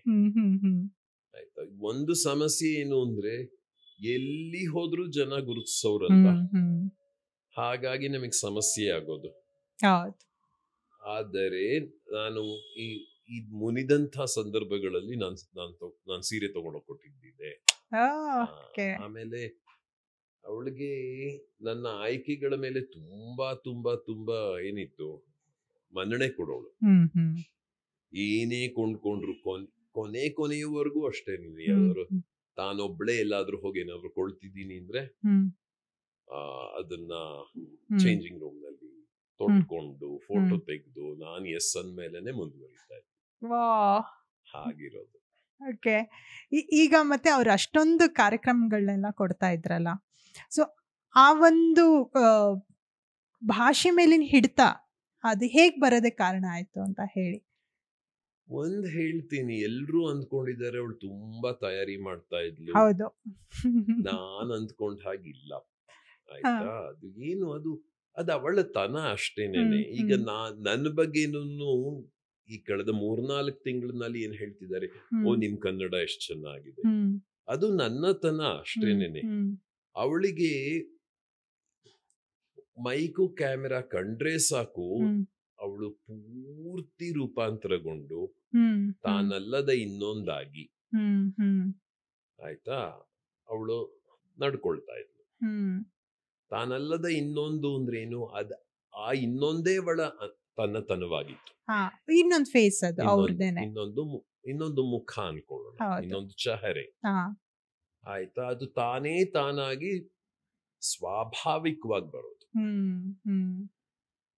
ಆ ಕನ್ನಡ ಅನ್ನೋದು ಹೇಗೆ ಹೇಳಲಿಕ್ಕೆ ಸಾಧ್ಯ? ಅದು ನಿಮ್ಮೊಳಗಿದ್ರೇನೇನೆ ಬರೋವಂಥದ್ದು. ನನಗೆ ನನ್ನ ಬಗ್ಗೆನೇ ನಾ ಹೇಳ್ಬೇಕು ಅಂದ್ರೆ, ನಾನು 35ನೇ ವಯಸ್ಸಿನವರೆಗೆ ಏನನ್ನೂ ಬರ್ದವನಲ್ಲ. ಆಮೇಲೆ ನಾನು ಬೆಂಗಳೂರಿಗೆ ಬಂದದ್ದು 84ನೇ ಇಸ್ವಿಯಲ್ಲಿ. ಅದು ಆರ್ಕಿಟೆಕ್ಚರ್ನ ಓದಿಗೆ ವಿದ್ಯಾಭ್ಯಾಸಕ್ಕೋಸ್ಕರ ಬಂದದ್ದು. ಅಲ್ಲಿವರೆಗೆ ಪೂರ್ತಿ ಹಳ್ಳಿಗಾಡ್ನಲ್ಲಿ, ಅದು ಹೇಳದ್ನಲ್ಲ, 1-2 ವರ್ಷಕ್ಕೊಂದರಂತೆ ಯಾವ್ದ್ಯಾವ್ದೋ ಹಳ್ಳಿ ಇದ್ದವನು ಇಲ್ಲಿಗೆ ಬಂದಾಗ ಏನಾಯ್ತು, ನಾನು ಆರ್ಕಿಟೆಕ್ಚರ್ಗೆ ಟೆಕ್ಸ್ಟ್ ಬುಕ್ಗಳಿಲ್ಲ, ಪಠ್ಯ ಪುಸ್ತಕ ಅಂತಿಲ್ಲ. ಅಲ್ಲಿಗೆ ಪಠ್ಯ ಯಾವುದು? ಬದುಕೆ ಪಠ್ಯ, ಜಗತ್ತೇ ಪಠ್ಯ. ನೀವು ಎಷ್ಟರ ಮಟ್ಟಿಗೆ ಊರನ್ನ, ಜಗತ್ತನ್ನ ಅಥವಾ ದೇಶವನ್ನ ನೋಡ್ತೀರಿ, ಅಷ್ಟರ ಮಟ್ಟಿಗೆ ಆ ಓದು ಒಲಿತಾ ಹೋಗುತ್ತೆ. ಆಮೇಲೆ ಈ ಆರ್ಕಿಟೆಕ್ಚರ್ ಅನ್ನೋದು ಜರುಗೋದೇ ಇಂಗ್ಲಿಷ್ನಲ್ಲಿ. ಅದಕ್ಕೆ ಕನ್ನಡದ ಅವಶ್ಯಕತೆಯೇ ಇಲ್ಲ. ನಾನು ಎಷ್ಟೋ ಕಡೆ ಹೇಳಿದ್ದೇನೆ, ನನಗೆ ಕನ್ನಡ ಅನ್ನ ಕೊಟ್ಟ ಭಾಷೆಯಲ್ಲ. ಅದು ಯಾವತ್ತೂ ಕೊಟ್ಟೂ ಇಲ್ಲ, ಕೊಡ್ಲಿಕ್ಕೂ ಸಾಧ್ಯ ಇಲ್ಲ. ಯಾಕೆಂದ್ರೆ ಈಗ ಇವತ್ತಿನ ದಿನ ಪತ್ರಿಕೋದ್ಯಮದಲ್ಲಿರುವವರು, ಕನ್ನಡವನ್ನ ಕಲಿಸುವಂಥವರು, ಶಿಕ್ಷಕರು, ಆಯ್ತಾ, ಅಥವಾ ಕನ್ನಡದ ಮಾಧ್ಯಮಗಳಲ್ಲಿರುವವರು, ಅವರಿಗೆ ಕನ್ನಡ ಬೇಕು, ಅವರಿಗೆ ಕನ್ನಡ ಅನ್ನ ಕೊಡ್ತಾ ಇದೆ. ನನ್ನಂಥವ್ರಿಗಿಲ್ಲ. ಆದ್ರೆ ನನಗೆ ಕನ್ನಡ ಯಾಕೆ ಬೇಕು? ನನಗೆ ಕನ್ನಡ ಯಾಕೆ ಬೇಕು ಅಂತ ಹೇಳಿದ್ರೆ, ನಾನು ತುಂಬಾ ಉತ್ಕಟವಾದದ್ದನ್ನ, ತುಂಬಾ ಎತ್ತರದ ಯೋಚನೆಯನ್ನ ಕನ್ನಡದಲ್ಲದೆ ಇಂಗ್ಲಿಷ್ನಲ್ಲಿ ಮಾಡಕ್ ಸಾಧ್ಯ ಇಲ್ಲ. ಆಯ್ತಾ? ಅಂದ್ರೆ ಸರಳವಾಗಿ ಹೇಳ್ಬೇಕು ಅಂದ್ರೆ, I can not think in English. ನನ್ನ ಯೋಚನೆಗಳೆಲ್ಲ ಕನ್ನಡದಲ್ಲೇ ಜರುಗುತ್ತವೆ. ಅದು ನನ್ನೊಳಗಿನ ಭಾಷೆ, ಆಯ್ತಾ, ನನ್ನ ರಕ್ತದೊಟ್ಟಿಗೆ ಬೆಸ್ತ್ಕೊಂಡಿರುವಂಥದ್ದು. ಇನ್ನೂ ಹೇಳ್ಬೇಕು ಅಂದ್ರೆ ನನ್ನ DNA ನಲ್ಲಿರುವಂಥದ್ದು. ಹಾಗಿರ್ಬೇಕಾದ್ರೆ, ಕನ್ನಡತನವೇ ನಾನಾಗಿರ್ಬೇಕಾದ್ರೆ, ಈಚೆಗಷ್ಟೇ ಒಂದು ಪದ್ಯ ಬರೆದಿದ್ದೆ ಕನ್ನಡದಲ್ಲಿ. ಇಂಗ್ಲಿಷ್ನಲ್ಲಿ ತೆಂಗಿನಕಾಯಿಯನ್ನು ತುರಿಯಲಾಗುವುದಿಲ್ಲ, ಆಯ್ತಾ. ತುರಿಮಳೆಗೆ ಇಂಗ್ಲಿಷ್ನಲ್ಲಿ ಏನ್ ಹೇಳ್ತಾರೆ, ಎಲ್ರು ಗ್ರೇಟರ್ ಅಂತ ಹೇಳ್ಬಿಡ್ತಾರೆ. ಗ್ರೇಟರ್ ಕೊಡುವಂತ ತುರಿ, ಕೊಬ್ಬರಿ ತುರಿ ಇದೆಯಲ್ಲ, ಒಣ ಕೊಬ್ಬರಿಯನ್ನ ತುರಿದಾಗ ಸಿಗುವಂಥದ್ದು, ಆ ತುರಿ ಈಸ್ ಗ್ರೇಟಿಂಗ್. ಕಾಯಿ ತುರಿಯೋದು ಬೇರೆ ಅಲ್ವಾ, ನಾವ್ ಹಿಂಗಿಟ್ಕೊಂಡು ಹೀಗೆ ಅಲ್ವಾ. ಆ ಗ್ರೇಟರ್ ನಲ್ಲಿ ಈ ಕಾಯಿ ತುರಿ ಸಿಗಲ್ಲ. ಹೌದಾ? ಸೊ ಇಂಗ್ಲಿಷ್ ನಲ್ಲಿ ತೆಂಗಿನಕಾಯಿಯನ್ನ ತುರಿಯಕ್ಕಾಗೋದಿಲ್ಲ. ತೆಂಗಿನಕಾಯಿ ತುರಿಲಿಕ್ಕೆ ನಿಮ್ಗೆ ಕನ್ನಡವೇ ಬೇಕು, ಕನ್ನಡದ ಪರಿಕರವೇ ಬೇಕು. ಅಥವಾ ಕನ್ನಡದ್ದು ಅನ್ನೋದಕ್ಕಿಂತ ಭಾರತೀಯ ಪರಿಕರ ಅಂತಾನು ಇಟ್ಕೊಳ್ಳೋಣ, ಆಯ್ತಾ. ಇನ್ನೊಂದು ತುರಿಯ ಅಂತ ಒಂದು ಶಬ್ದ ಇದೆ. ತುರಿಯ ಅಂದ್ರೆ ಸಂಗೀತದಲ್ಲಿ ಬಳಸ್ತಾರೆ. ತುರಿಯಾವಸ್ಥೆ, ಅದೊಂದು ಎತ್ತರದ ಒಂದು ಉನ್ನತಾವಸ್ಥೆ ಅದು, ಆಯ್ತಾ. ಸೊ ಇಂಗ್ಲಿಷ್ನಲ್ಲಿ ಕಾಯಿಯನ್ನು ತುರಿಯಲಿಕ್ಕಾಗೋದಿಲ್ಲ, ಕಾಯಿ ತುರಿಲಿಕ್ಕೆ ಕನ್ನಡವೇ ಬೇಕು. ತುರೀಯವಾದದ್ದನ್ನ ಹೇಳಲಿಕ್ಕೆ ನನಗೆ ಕನ್ನಡವೇ ಬೇಕು. ಇದು ನನ್ನೊಳಗಿನ ಭಾಷೆ. ಅದೇ ತರ ಅಪರ್ಣೆಗೆ ಅದು ಅವಳ ತನವಾಗಿತ್ತು. ಆಮೇಲೆ ಅವಳೇನ್ ಹೆಚ್ಚಿನದೇನನ್ನೂ ಮಾಡ್ಲಿಲ್ಲ. ಈಗ ನವೆಂಬರ್ ತಿಂಗಳು ಅಲ್ಲಿ ಇಲ್ಲಿ ಕರೀತಾರೆ, ಈ ಮಾತನ್ನ 2-3 ಕಡೆ ಹೇಳ್ದೆ. ಏನು, ನಿಮ್ಗೆ ಅಳಿಲು ಸೇವೆ ಅಂತ ಒಂದು ಶಬ್ದ ಇದೆ, ನುಡಿಗಟ್ಟು. ಅದು ರಾಮಾಯಣ ಕರ್ಕೊಂಡು ಹೋಗುತ್ತೆ. ಅದು ರಾಮ ಸೇತುವೆಯನ್ನು ಕಟ್ಟೋ ಸುಮಾರಿನಲ್ಲಿ ಅದು ಮೈಯ ಮೇಲೆ ಅಂದ್ರೆ ಮರಳಿನಲ್ಲಿ ಹೊರಳಿ ಆ ಮರಳನ್ನು ತಗೊಂಡು ಹೋಗಿ ಅಲ್ಲಿ ಕೊಡುತ್ತಾ ಇತ್ತು. ಆಮೇಲೆ ಅಳಿಲಿನ ಬೆನ್ನಿನಲ್ಲಿ 3 ಗೆರೆ ಇರೋದಕ್ಕೆ ಯಾವ ಕಾರಣ ಅಂದ್ರೆ ರಾಮ ಅದ್ರ ಮೈದಡದ ಅವನ 3 ಬೆರಳು ಅದ್ರ ಮೇಲೆ ಬಂತು. ನಾನ್ ಹೇಳ್ತಾ ಇರೋದು ಅಳಿಲ್ ಸೇವೆ ಆ ರೀತಿ ಇದಲ್ಲ. ಒಂದು ಅಳಿಲು ತನ್ನ ಜೀವಿತಾವಧಿಯಲ್ಲಿ ಏನ್ ಮಾಡುತ್ತೆ, ಈ ಮರ ಹತ್ತುತ್ತೆ, ಅಲ್ಲೊಂದು ಹಣ್ಣು ಕೀಳುತ್ತೆ, ಆ ಹಣ್ಣನ್ನ ಅಲ್ಲೇ ತಿಂದ್ಬಿಟ್ಟು ಏನ್ ಮಾಡುತ್ತೆ, ಆ ಬೀಜ ನಿನ್ನೆಲ್ಲೋ ತಗೊಂಡೋಗಿ ಎಸೆಯುತ್ತೆ. ಆಯ್ತಾ? ಇನ್ನೊಂದು ಮರ ಹತ್ತುತ್ತೆ, ಅದನ್ನೇ ಮಾಡುತ್ತೆ. ಆಮೇಲೆ ಕೆಲವು ಸಲ ಹಣ್ಣನ್ನ ಎತ್ಕೊಂಡು ಹೋಗಿ ಇನ್ನೆಲ್ಲೋ ತಿನ್ನುತ್ತೆ, ಬೀಜವನ್ನ ಅಲ್ಲಿ ಬಿಡುತ್ತೆ. ಹೀಗೆ ಅದು ಏನ್ ಮಾಡುತ್ತೆ, ನೆಲ ಫಲವತ್ತಾದ ಸಂದರ್ಭದಲ್ಲಿ ಆ ಬೀಜಗಳೆಲ್ಲ ಮರವಾಗಿ ಪರಿವರ್ತನೆಗೊಳ್ಳುತ್ತೆ. ಸೊ ಒಂದು ಅಳಿಲು ತನ್ನ ಜೀವಿತಾವಧಿಯಲ್ಲಿ 10,000 ಮರಗಳನ್ನ, ಒಂದು ಅಳಿಲ್ ಇಲ್ಲದೆ ಇರಬಹುದು, ಅಳಿಲಿನ ಸಂಕುಲ ಅಂತ ಇಟ್ಕೊಳ್ಳೋಣ. ಆಯ್ತಾ? ಒಂದು ಕಾಡನ್ನೇ ಸೃಷ್ಟಿ ಮಾಡಬಲ್ಲದು.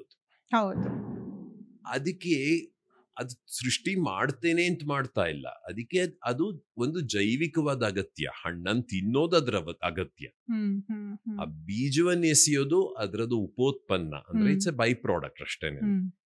ಆ ಹಣ್ಣನ್ನು ತಿನ್ನುವ ಕೆಲಸದಲ್ಲಿ ಇದು ತಾನಾಗೆ ಜರುಗ್ತಾ ಇರುವಂಥದ್ದು. ಅದು ತ್ಯಾಜ್ಯ ವಿಸರ್ಜನೆ ಅಂತ ಹೇಳ್ತೀವಲ್ಲ, ಆ ರೀತಿಯದು. ಆದರೆ ಅದರ ಮೂಲಕ ಕಾಡು ಬೆಳೀತಾ ಹೋಗುತ್ತೆ. ಅಪರ್ಣೆ ಮಾಡಿದ್ದನ್ನ ಅಷ್ಟೇನೆ, ಅವಳು ಸಹಜವಾಗಿ ಕನ್ನಡವನ್ನು ಆಡಿದ್ಲು. ಹೆಚ್ಚಿನದು ಏನನ್ನೂ ಮಾಡ್ಲಿಲ್ಲ, ಸಲೀಸಾಗಿ ಆಡದ್ಲು. ಎಲ್ಲ ಕಡೆನೂ ಅದನ್ನೇ ಆಡದ್ಲು. ಅವಳ ಬಗ್ಗೆ ಹೇಳೋದೇನು, ಇಂಗ್ಲಿಷ್ನೇ ಬಳಸ್ತಾ ಇರ್ಲಿಲ್ಲ ಅಲ್ವಾ? ಸೊ ಎಲ್ರೂ ಒಂದ್ ಕಾಲದಲ್ಲಿ ಹಾಗೆ ಆಡ್ತಾ ಇದ್ರಲ್ವ. ಈಗ ನೀವುಗಳು ನಿಮ್ ಊರ್ಗಳಿಗೆ ಹೋದ್ರೆ, ನೀವು ಶಾಲೆಗೆ ಹೋಗಿಲ್ಲ ಅಂದ ಪಕ್ಷಕ್ಕೆ ನಿಮ್ಮ ಜಗತ್ತೆಷ್ಟಿರುತ್ತೆ? ಒಬ್ಬ ಮನುಷ್ಯ ಯಾವುದೇ ಕಾರ್ ಇಲ್ಲದೆ, ಬಸ್ ಇಲ್ಲದೆ, ಬೆಳಗಿನಿಂದ ಸಂಜೆಯವರೆಗೆ ಅಡ್ಡಾಡ್ಕೊಂಡು ಎಷ್ಟು ನೆಲವನ್ನ ಕ್ರಮಿಸಬಲ್ಲ, ಎಷ್ಟು ಆಕಾಶವನ್ನು ಹೊಂದಬಲ್ಲ, ಅದಷ್ಟೇ ಅವನ ಜಗತ್ತು. ಹೌದು ಅಲ್ವೋ? ಆಮೇಲೆ ಭಾಷೆ ಅನ್ನೋದು ಆ ಜಗತ್ತಿಗೆ ತಕ್ಕದಾಗಿ ಅಲ್ಲಿರುವ ಪ್ರತಿಯೊಂದು ಸಂಗತಿಗೂ ಮಾತು ಅಂದ್ರೆ ಶಬ್ದಗಳನ್ನು ಹುಟ್ಟಿಸಿರು. ಹೌದಲ್ವಾ? ಅಂದರೆ ನನ್ನದಲ್ಲದ ಪರಿಸರದ ಒಂದು ಸಂಗತಿಯನ್ನ ಹೇಳಬೇಕು ಅಂತ ಹೇಳಿದ್ರೆ ಅದು ಹೇಳುವ ಅಗತ್ಯವೇ ಇರೋದಿಲ್ಲ. ಯಾಕಂದ್ರೆ ನನ್ನ ಜಗತ್ನಲ್ಲಿ ಅದಿಲ್ಲ. ಒಂದು ಕಾಲದಲ್ಲಿ ಈ ಬಯಲ್ಸೀಮೆಯಲ್ಲಿದ್ದವ್ರಿಗೆ ಸಮುದ್ರದ ಕಲ್ಪನೆ ಸಮುದ್ರ ಅನ್ನೋದು ಕೇಳಿರಬಹುದು, ಓದಿರಬಹುದೇ ಹೊರತು ಅವ್ರ ಕಣ್ಣಾರೆ ನೋಡೇ ಇರಲಿಲ್ಲ. ಯಾಕೆಂದ್ರೆ ನಾನು ಬಯಲುಸೀಮೆಯಿಂದ ನಾನು ಮಂಗಳೂರಿಗೆ ಹೋಗ್ಬೇಕು ಅಂದ್ರೆ ಎಂಥ ಕಾಡನ್ನು ನಾನು ಕ್ರಮಿಸ್ಬೇಕಾಗುತ್ತೆ. ಬಸ್ ಸಂಚಾರ ಇರ್ಲಿಲ್ಲ, ರಸ್ತೆಗಳಿರ್ಲಿಲ್ಲ. ಬಯಲ್ಸೀಮೆಯಲ್ಲಿದ್ದವ್ರು ಬಯಲ್ಸೀಮೆಯಲ್ಲೇ ಇರೋರು, ಘಟ್ಟದ ಕೆಳಗಿರುವವರು ಘಟ್ಟದ ಕೆಳಗೆ ಇರುವವರು. ಹಾಗಾಗಿ ಕನ್ನಡ ಅನ್ನೋದು ಅದೇ ಒಂದು ಸೀಮಿತಾವಧಿಯಲ್ಲಿ ಇಟ್ಕೊಂಡು ಅದು ತನ್ನದೇ ಅದು ಒಂದು ಸೊಗಡನ್ನು ಹೊಂದಿರುತ್ತೆ. ಬಯಲ್ಸೀಮೆ ಕನ್ನಡ ತನ್ನದೇ ಇನ್ನೊಂದು ಹೊಂದಿರುತ್ತೆ. ತುಂಗಭದ್ರೆಯ ಆಚಿನದು ಇನ್ನೊಂದು ಹೊಂದಿರುತ್ತೆ, ಅದು ಗಡಸ್ ಕನ್ನಡ ಆಗುತ್ತೆ ಅಲ್ವಾ? ಇವತ್ತಿನ ದಿನ ನಾವೇನ್ ಮಾಡ್ತಾ ಇದ್ದೀವಿ, ಆಮದು ರಫ್ತು ಅಂತ ಹೇಳ್ಬಿಟ್ಟು ಇಲ್ಲಿನಿಂದ ತಗೊಂಡು ಹೋಗಿ ಅಲ್ಲೆಲ್ಲೋ ಹಾಕ್ತಿವಿ, ಅಲ್ಲಿನ ತಗೊಂಡ್ಬಂದು ಇಲ್ಲಿ ಹಾಕ್ತಿವಿ. ನಾನೊಬ್ಬ ಆರ್ಕಿಟೆಕ್ಟ್ ಆದ್ರಿಂದ ಹೇಳ್ತೇನೆ, ಈ ಬೆಂಗಳೂರಿನ ಗ್ರನೈಟು ಡೆಲ್ಲಿನಲ್ಲಿ ಅದಕ್ಕೆಂಥ ಬೆಲೆ. ಯಾಕಂದ್ರೆ ಅಲ್ಲಿ ಗ್ರನೈಟ್ ಇಲ್ಲ. ಆ ಕಡೆಯಿಂದ ಬರುವಂಥ ಅಮೃತ ಶಿಲೆ, ಮಾರ್ಬಲ್ ಏನಂತ, ಅದು ಬೆಂಗಳೂರಿಗೆ ಬರುವ ಸುಮಾರಿನಲ್ಲಿ ಎಷ್ಟು ಬೆಲೆ. ಇವತ್ತಿನ ಇಟಾಲಿಯನ್ ಮಾರ್ಬಲ್ ಅಂತ ಮಾತಾಡ್ತಾರೆ ಅಲ್ವಾ? ಅದು ಎಷ್ಟು ಕಡಲುಗಳನ್ನ ಕ್ರಮಿಸಿಕೊಂಡು ಬರಬೇಕು. ನಾವು ಮನುಷ್ಯರೇ ಹೇಗೆ ಇಲ್ಲಿನ ತಗೊಂಡು ಹೋಗಿ ಅಲ್ಲಿಗೆ ಹಾಕ್ತಿವಿ, ಅಲ್ಲಿಂದ ತಗೊಂಡು ಬಂದು ಇಲ್ಲಿ ಹಾಕ್ತಿವಿ. ಅಂದ್ರೆ ನನಗೆ ಆ ಬಗೆಯ ಸಂಚಾರ ಸೌಕರ್ಯ ಇಲ್ಲದ ಪಕ್ಷಕ್ಕೆ, ಅಥವಾ ಒಂದಿನ ಪೆಟ್ರೋಲ್ ಅನ್ನುವಂಥದ್ದು ಇದೆಯಲ್ಲ, ಅದು ಖರ್ಚಾಗೋಯ್ತು ಅಂತ ಇಟ್ಕೊಳ್ಳೋಣ. ಅವಾಗ ಏನಾಗುತ್ತೆ, 100-200 ವರ್ಷಗಳ ಹಿಂದೆ ಹೇಗಿದ್ವಿ ಹಾಗೆ ಆಗ್ಬಿಡ್ತೀವಿ ಅಲ್ವಾ?